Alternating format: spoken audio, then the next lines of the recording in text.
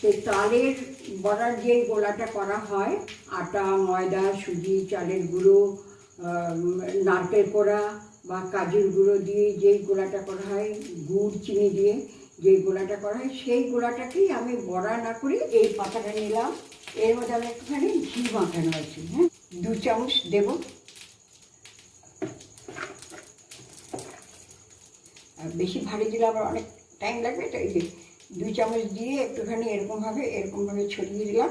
তার পাতাটা এই যে এইভাবে ফোল্ড করে দিলাম, হ্যাঁ, বাস একটা ফোল্ড হয়ে গেল।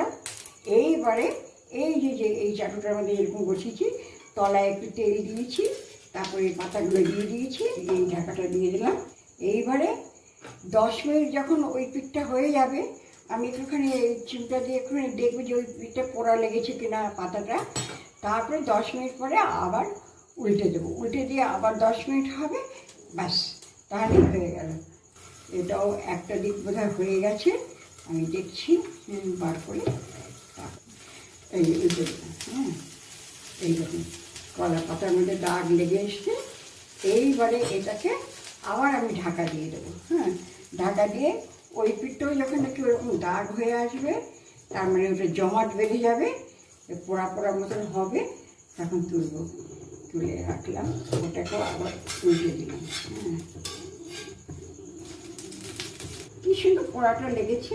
আর দেখুন চামচ দিয়ে কেক যেরকম দেখে ওরকম এই চামচ দিয়ে একটু দেখে নেবেন ভেতরটা হয়েছে কিনা, হ্যাঁ, ভেতরে দেখুন চামচে একটুকু লেগে আসেনি, তার মানে হয়ে গেছে। এটা নামালাম।